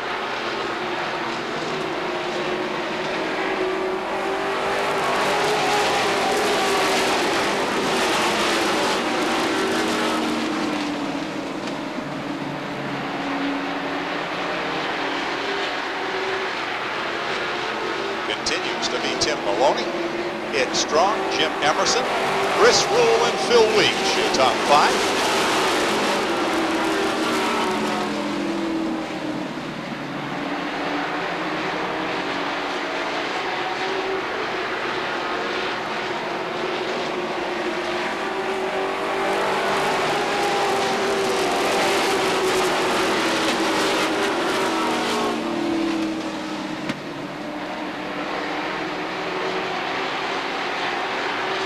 Side-by-side battle now. Spike Matitol, the 89. Gary Clough in the 0. They go at it side-by-side for position 7.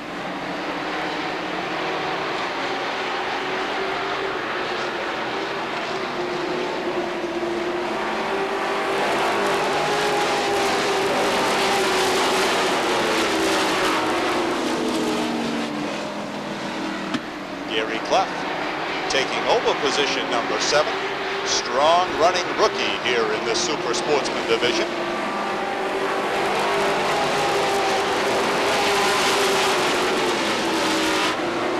Cars on the move in the outside groove. Steve Howard, Danny Palmer, Willie Elliott, Kevin Durgan all get in that outside groove and are looking to march to the front.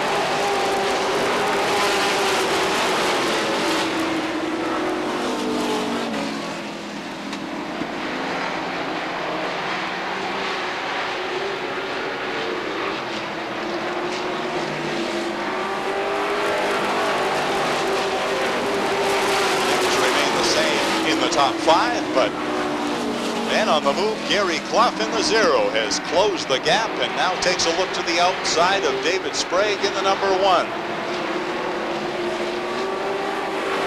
Clough has covered a lot of ground. Continues his drive to the front. Now working to the outside of position number 6 and Dave Sprague.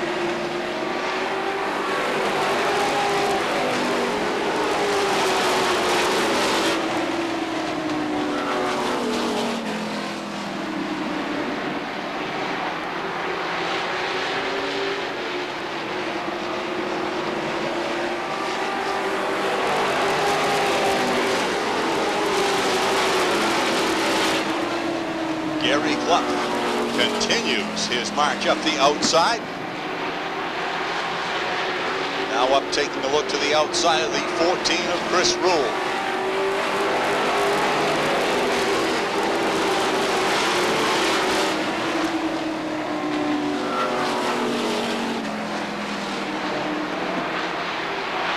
Chris Rule gets beneath Jimmy Emerson.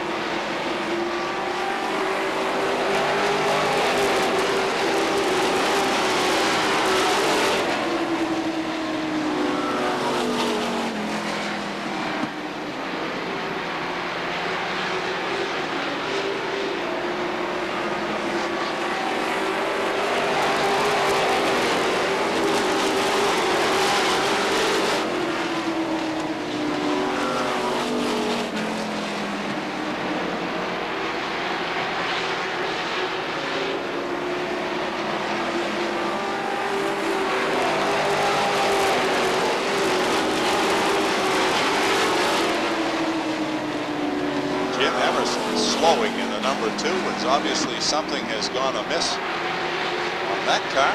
He has gradually backed up on the field.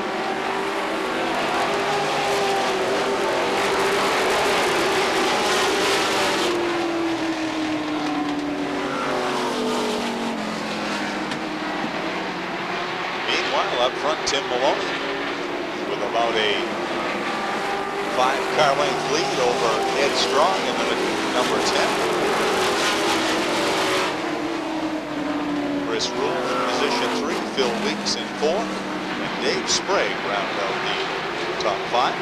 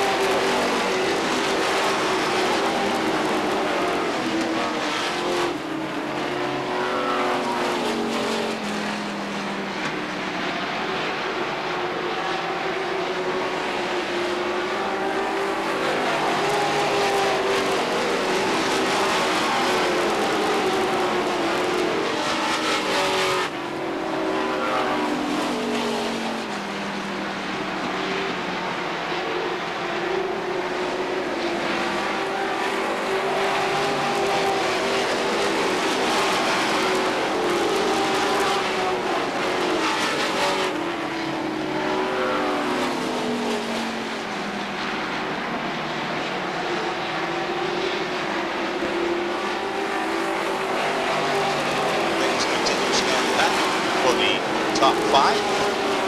Now on the move, Doug Shores in the 07. Shores now up, taking a look to the outside of Willie Elliott.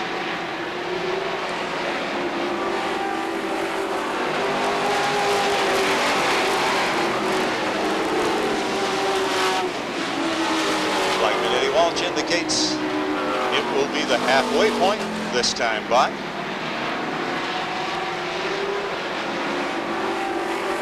25 down, 25 to go.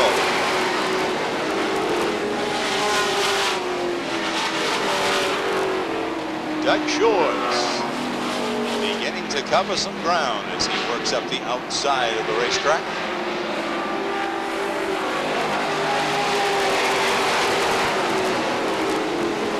Gary Clark also resumes his bid to the outside as he takes over position number 5.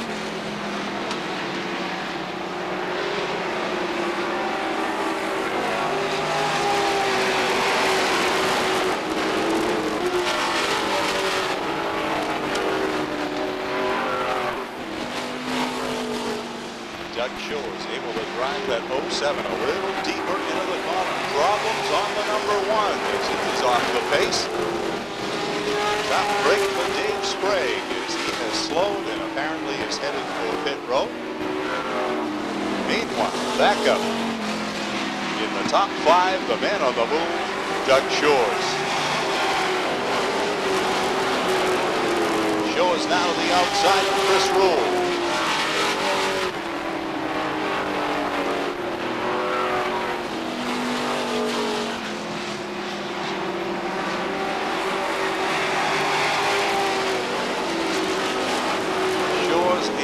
Methodically pick off cars one after the other. He is looking for feature win number 5 and has certainly been impressive as he has campaigned the lone Ford in the Super Sportsman ranks and has done it with style.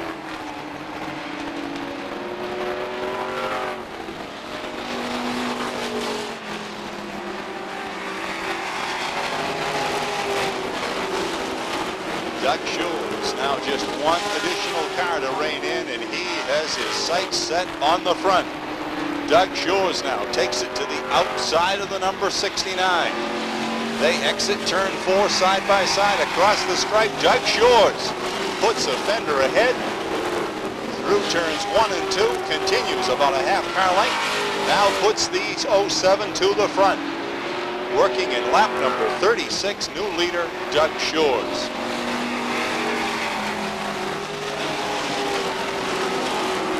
Outstanding run by the 07 as he methodically started just prior to the halfway point of the race. They march up the outside and gradually taking one car after another. Has worked himself to the lead.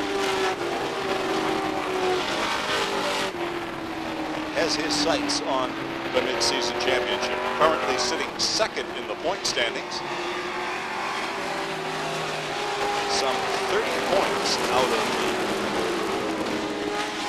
high point position, which is held by Kevin Durgan. Durgan back about position 9 or 10.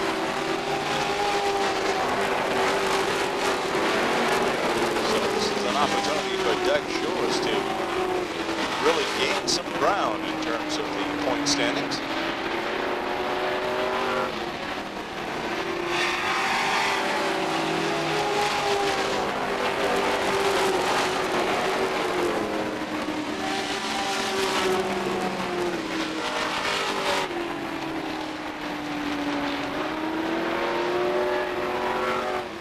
Caution flag on the field.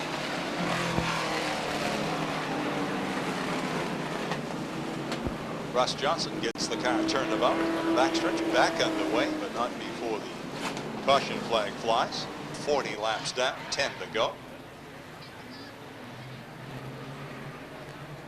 Doug Shores on the pole, looking for feature win number 5.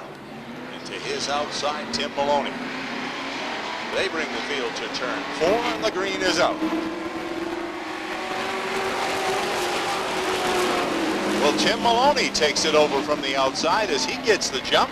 Have a car hard into the sand retaining wall there to the infield side. It is Steve Howard, and that will require the caution flag.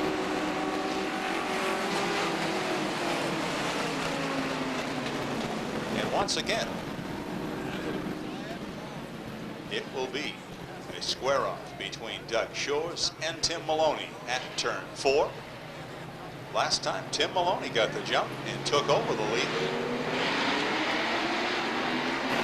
This time at turn 4, green is out, and it's Doug Shores. Maloney sideways as Chris Rule gets into the back end of the number 69. They do a nice job of getting that all sorted out. And Tim Maloney hangs on at position number 2.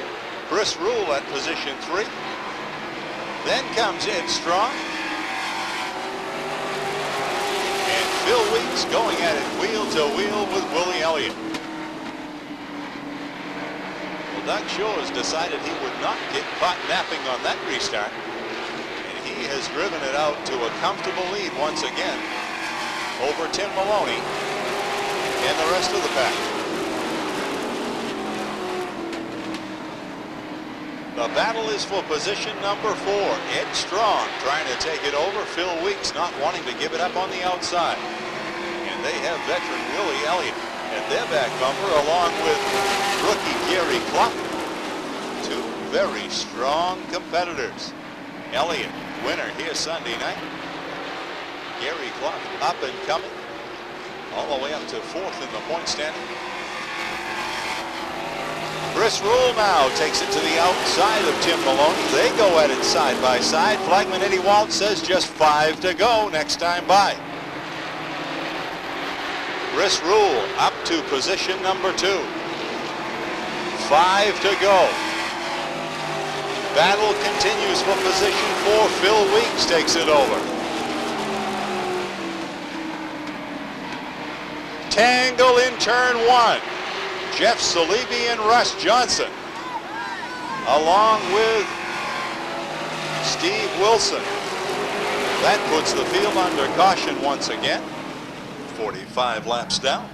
Flagman Eddie Walsh gives the drivers the all clear as they enter the backstretch. And that comfortable lead enjoyed by Doug Shores in the 07 is no more. He has a tough competitor his outside, Chris Rule in the 14. They come to turn 4 side by side. Green is out. Chris Rule immediately drops down low, takes a look beneath the 07. No room that time.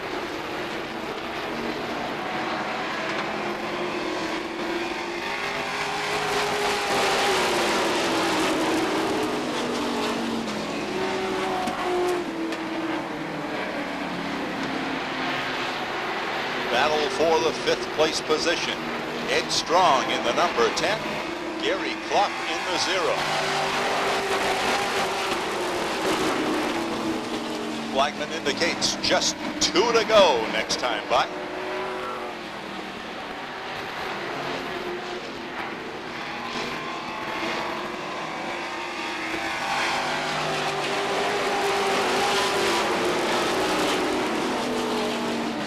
Battle continues to be waged for the 5th position. Gary Clough now with a strong surge on the backstretch. Tries to take it over. White flag is out.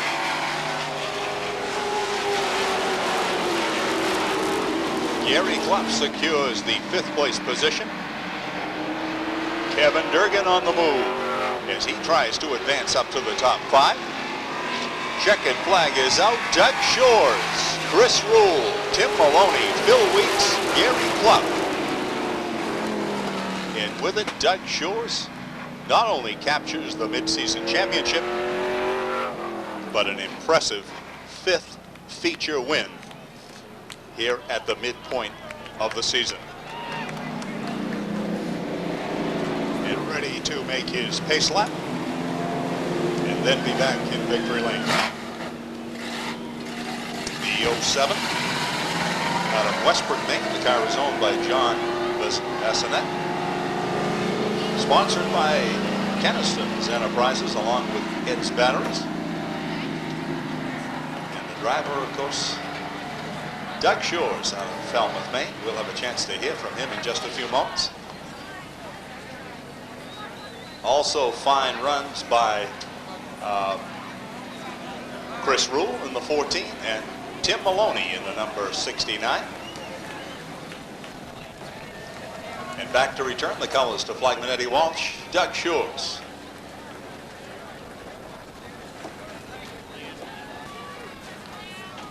As Doug Shores exits the 07, we go trackside now to Andy Cusack. Thank you, Bruce. Ladies and gentlemen, Doug looks like he's getting settled into this position pretty well, switching the hats around, very versatile, has no problem handling things in victory lane now, except for that adjustable cap, huh, Doug? Doug, congratulations, another win. Yeah, the car was running good. I got to thank my sponsors, Gary Paulson for GNR Automotive. He took the week off from work and put us together a new motor this week, and it's running real good. And I got to thank the crew, Chris, Mike, and Wayne, who's hung in there with us, and we got it running pretty good tonight.